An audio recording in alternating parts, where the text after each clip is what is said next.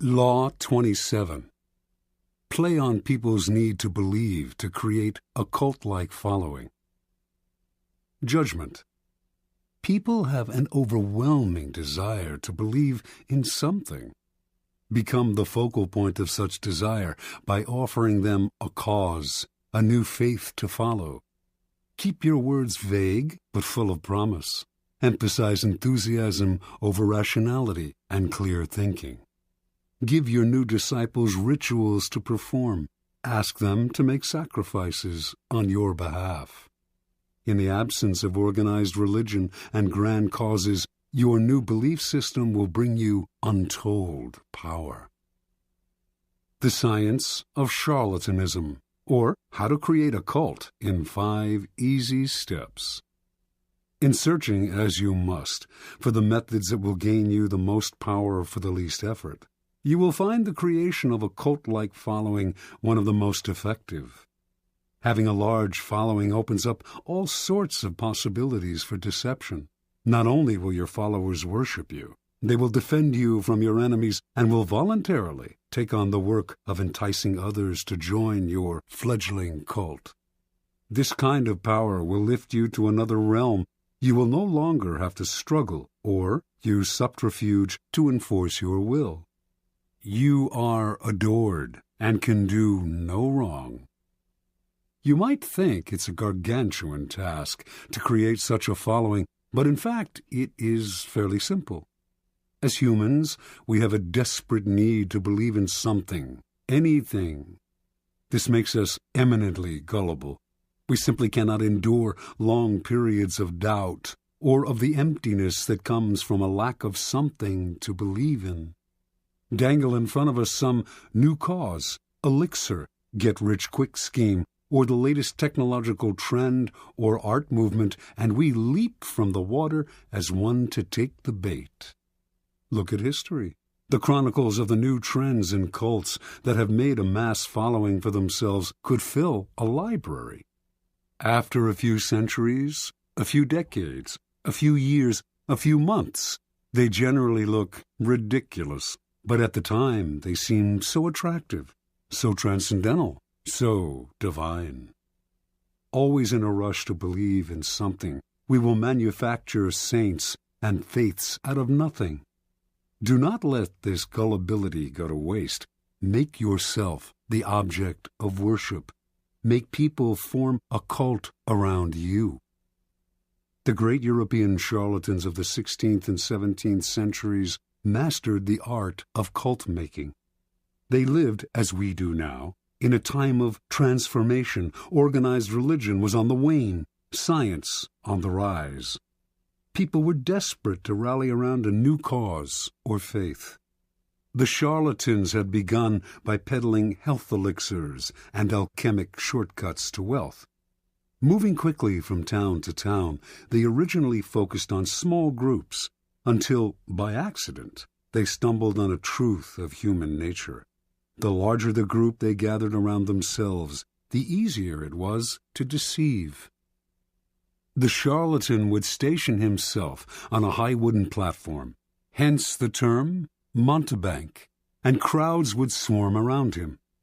In a group setting, people were more emotional, less able to reason. Had the charlatan spoken to them individually, they might have found him ridiculous. But lost in a crowd, they got caught up in a communal mood of rapt attention. It became impossible for them to find the distance, to be skeptical. Any deficiencies in the charlatan's ideas were hidden by the zeal of the mass. Passion and enthusiasm swept through the crowd like a contagion, and they reacted violently to anyone who dared to spread a seed of doubt. Both consciously studying this dynamic over decades of experiment and spontaneously adapting to these situations as they happened, the charlatans perfected the science of attracting and holding a crowd, molding the crowd into followers and the followers into a cult. The gimmicks of the charlatans may seem quaint today, but there are thousands of charlatans among us still, using the same tried and true methods their predecessors refined centuries ago, only changing the names of their elixirs and modernizing the look of their cults. We find these latter-day charlatans in all arenas of life: business, fashion, politics, art. Many of them, perhaps, are following in the charlatan tradition without having any knowledge of its history. But you can be more systematic and deliberate. Simply follow the 5 steps of cult-making that our charlatan ancestors perfected over the years. Step 1. Keep it vague. Keep it simple. To create a cult, you must first attract attention. This you should do not through actions, which are too clear and readable, but through words, which are hazy and deceptive. Your initial speeches, conversations, and interviews must include 2 elements. On the one hand, the promise of something great and transformative, and on the other, a total vagueness. This combination will stimulate all kinds of hazy dreams in your listeners, who will make their own connections and see what they want to see. As a corollary to its vagueness, your appeal should also be simple.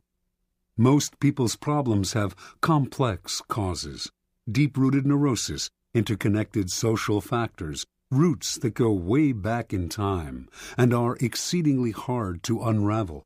Few, however, have the patience to deal with this. Most people want to hear that a simple solution will cure their problems. The ability to offer this kind of solution will give you great power and build you a following. Step 2. Emphasize the visual and the sensual over the intellectual. Once people have begun to gather around you, 2 dangers will present themselves: boredom and skepticism. Boredom will make people go elsewhere. Skepticism will allow them the distance to think rationally about whatever it is you are offering, blowing away the mist you have artfully created and revealing your ideas for what they are. You need to amuse the bored, then ward off the cynics. The best way to do this is through theater or other devices of its kind. Surround yourself with luxury, dazzle your followers with visual splendor, fill their eyes with spectacle. Not only will this keep them from seeing the ridiculousness of your ideas, the holes in your belief system, it will also attract more attention, more followers. Appeal to all the senses. Use incense for scent, soothing music for hearing, colorful charts and graphs for the eye. You might even tickle the mind, perhaps by using new technological gadgets to give your cult a pseudo-scientific veneer, as long as you do not make anyone really think. Use the exotic, distant cultures, strange customs to create theatrical effects, and to make the most banal and ordinary affairs seem signs of something extraordinary. Step 3. Borrow the forms of organized religion to structure the group. Your cult-like following is growing. It is time to organize it. Find a way, both elevating and comforting. Organized religions have long held unquestioned authority for large numbers of people, and continue to do so in our supposedly secular age. And even if the religion itself has faded some, its forms will resonate with power. The lofty and holy associations of organized religion can be endlessly exploited. Create rituals for your followers. Organize them into a hierarchy, ranking them in grades of sanctity, and giving them names and titles that resound with religious overtones. Ask them for sacrifices that will fill your coffers and increase your power. To emphasize your gathering's quasi-religious nature, talk and act like a prophet. You are not a dictator. After all, you are a priest, a guru, a sage, a shaman, or any other word that hides your real power in the mist of religion. Step 4. Disguise your source of income. Your group has grown, and you have structured it in a church-like form. Your coffers are beginning to fill with your followers' money. You must never be seen as hungry for money and the power it brings. It is at this moment that you must disguise the source of your income. Your followers want to believe that if they follow you, all sorts of good things will fall into their lap. By surrounding yourself with luxury, you become living proof of the soundness of your belief system. Never reveal that your wealth actually comes from your followers' pockets. Instead, make it seem to come from the truth of your methods. Followers will copy your each and every move in the belief that it will bring them the same results, and their imitative enthusiasm will blind them to the charlatan nature of your wealth. Step 5. Set up an us versus them dynamic. The group is now large and thriving, a magnet attracting more and more particles. If you are not careful, though, inertia will set in and time and boredom will demagnetize the group. To keep your followers united, you must now do what all religions and belief systems have done: create an us versus them dynamic. First, make sure your followers believe they are part of an exclusive club, unified by a bond of common goals. Then, to strengthen this bond, manufacture the notion of a devious enemy out to ruin you. There is a force of non-believers that will do anything to stop you. Any outsider who tries to reveal the charlatan nature of your belief system can now be described as a member of this devious force. If you have no enemies, invent one. Given a straw man to react against, your followers will tighten and cohere. They have your cause to believe in, and infidels to destroy. Observance of the law. In the year 1653, a 27-year-old Milan man named Francesco Giuseppe Borri claimed to have had a vision. He went around town telling one and all that the Archangel Michael had appeared to him and announced that he had been chosen to be the Capitano Generale of the army of the new Pope, an army that would seize and revitalize the world. The Archangel had further revealed that Borri now had the power to see people's souls, and that he would soon discover the Philosopher's Stone, a long sought-after substance that could change base metals into gold. Friends and acquaintances who heard Borri explain the vision and who witnessed the change that had come over him were impressed, for Borri had previously devoted himself to a life of wine, women, and gambling. Now he gave all that up, plunging himself into the study of alchemy and talking only of mysticism and the occult. The transformation was so sudden and miraculous, and Borri's words were so filled with enthusiasm, that he began to create a following. Unfortunately, the Italian Inquisition began to notice him as well. They prosecuted anyone who delved into the occult, so he left Italy and began to wander Europe, from Austria to Holland, telling one and all that, "To those who follow me, all joy shall be granted." Wherever Borri stayed, he attracted followers. His method was simple. He spoke of his vision, which had grown more and more elaborate, and offered to look into the soul of anyone who believed him, and they were many. Seemingly in a trance, he would stare at this new follower for several minutes, then claim to have seen the person's soul, degree of enlightenment, and potential for spiritual greatness. If what he saw showed promise, he would add the person to his growing order of disciples, an honor indeed.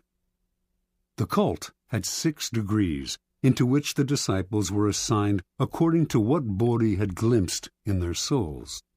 With work and total devotion to the cult, they could graduate to a higher degree.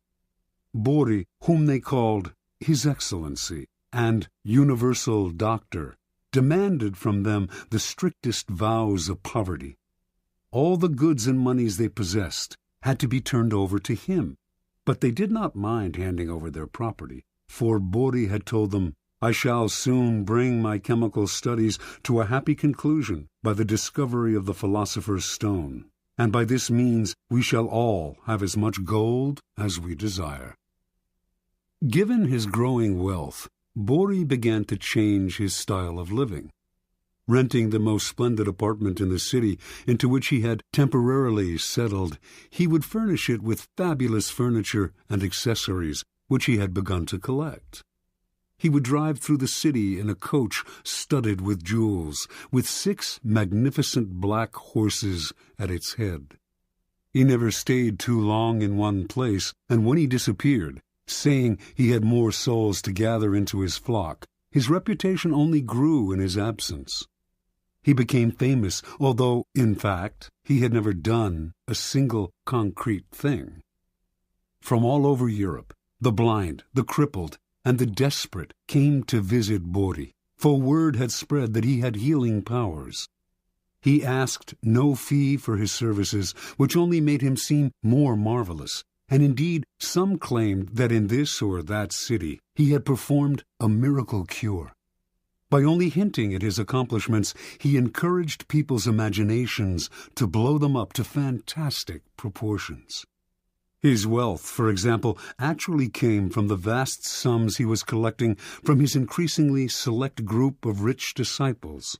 Yet it was presumed that he had, in fact, perfected the philosopher's stone. The Church continued to pursue him, denouncing him for heresy and witchcraft, and Bori's response to these charges was a dignified silence.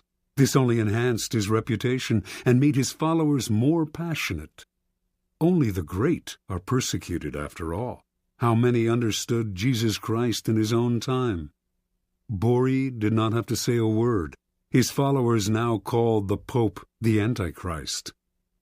And so Bori's power grew and grew, until one day he left the city of Amsterdam, where he had settled for a while, absconding with huge sums of borrowed money and diamonds that had been entrusted to him.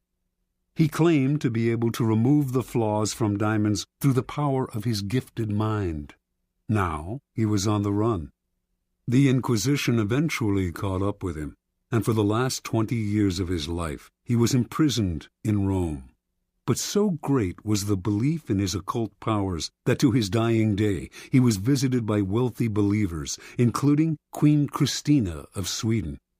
Supplying him with money and materials, these visitors allowed him to continue his search for the elusive philosopher's stone. Interpretation. Before he formed his cult, Bori seems to have stumbled on a critical discovery.